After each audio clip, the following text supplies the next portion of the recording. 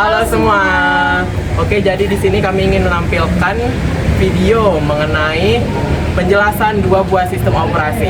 Sebelumnya, di sini saya ingin memperkenalkan diri. Kami dari kelompok 8. Perkenalkan, nama saya Randy Derian. Nama saya Julia Maranatha Berpurba.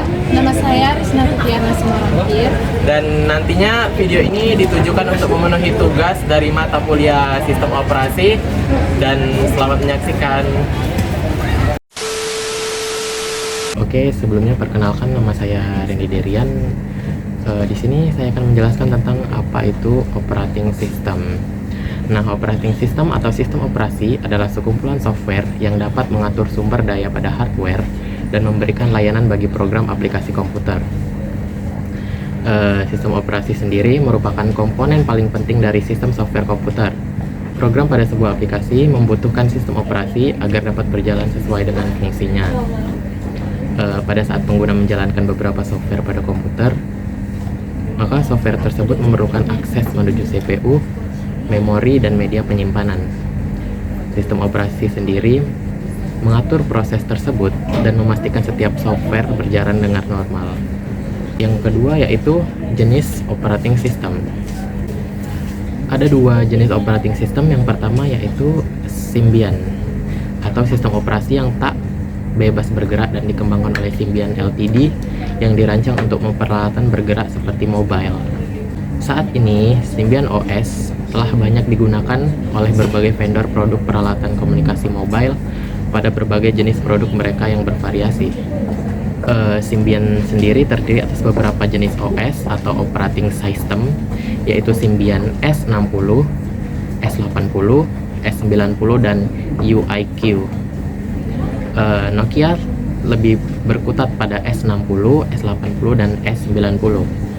Sementara UIQ hanya digunakan pada ponsel Sony, Ericsson, seri P dan M. Oleh Nokia, Symbian pada awalnya merupakan sistem operasi tertutup alias tidak bisa diutak-atik oleh pihak lain dalam pengembangan softwarenya.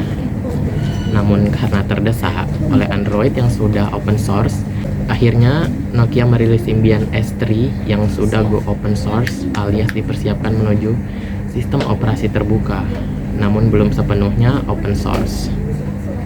Perbedaan versi untuk OS Symbian S60 versi 1 dan S60 versi 2. Hampir tidak dapat perbedaan berarti pada keduanya. Selain sistem yang lebih fresh, kelemahan dan keduanya adalah mudah terserang virus. S60 versi 1 dan S60 versi 2 memang dikembangkan tanpa sistem keamanan yang mumpuni, sehingga untuk mengamankan ponsel, antivirus itu wajib untuk dipasang. Sementara pada Symbian S60 versi 3, sistem keamanannya sudah dibuat dengan baik oleh Nokia, sehingga untuk saat ini, atau lebih tepatnya hingga saat ini, S60 versi 3 tidak mungkin terserang virus. Oke, selanjutnya di sini saya akan menjelaskan tentang fitur OS Symbian antarmuka pengguna. Symbian menawarkan antarmuka pengguna grafis interaktif untuk ponsel dengan toolkit AVKON, juga disebut S60. Namun ini dirancang terutama untuk dioperasikan dengan keyboard, sehingga dengan menyingkatnya permintaan ponsel layar sentuh, Symbian beralih ke kerangka Qt untuk merancang antarmuka pengguna yang lebih baik untuk ponsel layar sentuh atau peramban. Awalnya, ponsel Symbian hadir dengan Opera sebagai browser default. Kemudian browser internal dikembangkan untuk OS Symbian berdasarkan WebKit pada ponsel yang dibangun pada platform S60. Browser ini diberi nama sebagai browser web untuk S60. Saat ini mengembangkan kecepatan lebih cepat dan antarmuka yang lebih baik. Selanjutnya adalah multimedia. Untuk memenuhi permintaan konsumen akan hiburan, OS Symbian mendukung perekaman dan pemutaran audio dan video berkualitas tinggi, serta fitur konversi gambar. Ini memperluas kemampuan ponsel untuk menangani file multimedia. Selanjutnya adalah keamanan. Karena keamanan adalah salah satu hal yang paling penting untuk dipertimbangkan dalam sebuah sistem operasi, Symbian menawarkan perlindungan yang kuat terhadap malware dan dilengkapi dengan sertifikat keamanan yang andal. Ini terbukti menjadi sistem operasi yang aman untuk ponsel dan platform yang aman untuk pengembangan aplikasi. Nah, Symbian ini memiliki beberapa kelebihan dan kekurangan. Yang pertama, kita akan membahas kelebihannya. Symbian terbilang OS yang paling laris pada tahun 2007 sampai 2010 karena memang belum ada yang menandinginya waktu itu. Symbian juga terbukti bisa tampil baik pada ponsel dan dirancang untuk multimedia. Hampir semua aplikasi yang kompatibel bisa dipasang di sana. Symbian merupakan sistem operasi besutan Nokia dan vendor besar lainnya yang tidak diragukan lagi kualitasnya. Berikut adalah beberapa kelebihannya. Yang pertama, dirancang khusus untuk OS ponsel, tidak seperti Windows dan Linux. Yang kedua, Symbian menyediakan user interface atau UI framework yang fleksibel. Yang ketiga adalah bersifat open application environment yang memungkinkan ponsel menjadi sebuah platform bagi pengembangan berbagai aplikasi dan layanan atau bahasa dan konten. Nah, selanjutnya kita akan membahas kekurangannya. Pada saat beberapa tahun lalu mungkin Symbian yang paling populer, namun tidak untuk saat ini. Symbian merosot dengan adanya OS baru besutan dari merek dagangan yang lain, seperti iPhone atau yang paling berat yaitu Android, yang sudah sangat populer saat ini. Karena Symbian isinya atau konfigurasi sistemnya hampir sama dengan komputer, Symbian rentan terkena virus. Tentu saja virus ponsel, kadang juga virus dari komputer, tapi biasanya tidak terlalu berbahaya sampai ponsel tidak bisa dihidupkan lagi. Beberapa kekurangannya adalah yang pertama lebih rentan terkena virus mobile phone, yang kedua gampang hang dan loading membuka menu yang lama, yang ketiga banyak aplikasi yang menyarankan versi tertentu dari Symbian.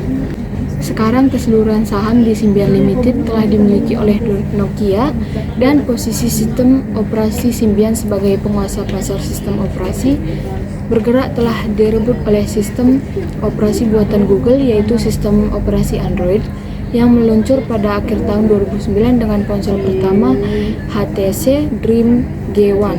Vendor ponsel yang seperti Samsung, LG, dan Sony sekarang tidak lagi menggunakan sistem operasi Symbian dan menyatakan berhenti mendukung sistem operasi ini.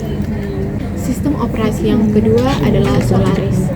Sebelum menggunakan nama Solaris, sistem operasi ini telah mengalami perjalanan yang panjang. Dahulu dikenal dengan nama Oracle Solaris. Kini nama Oracle Solaris lebih dikenal sejak tahun 2010. Kepopulerannya tentu tak lepas dari banyaknya fitur dan berbagai spesifikasi yang dimiliki oleh Solaris ini. Dengan adanya berbagai macam fitur, menjadikan Oracle Solaris menjadi sistem operasi yang diakui secara spesifikasi yang bagus.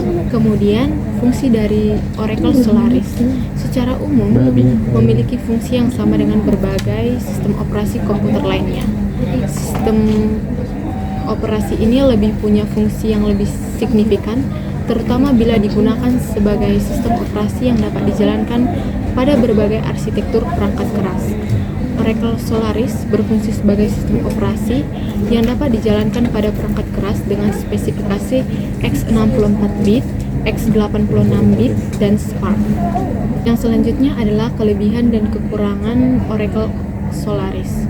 Kelebihan yang pertama adalah bebas didistribusikan.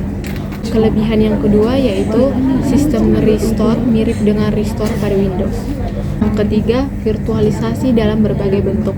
Dengan adanya virtualisasi bentuk Solaris akan memudahkan penggunaannya. Yang keempat, skalabilitas pada Oracle Solaris sangat tinggi. Dan yang kelima yaitu sistem file yang stabil. Dengan dilengkapi berbagai fitur yang menarik, Oracle Solaris dijadikan sebagai salah satu sistem operasi yang dapat diandalkan karena mempunyai sistem file yang cukup stabil. Kemudian kekurangan dari sistem operasi ini yang pertama, versi berbayar sangat mahal. Yang kedua, izin yang diberikan kurang. Yang ketiga, driver pada hardware masih kurang.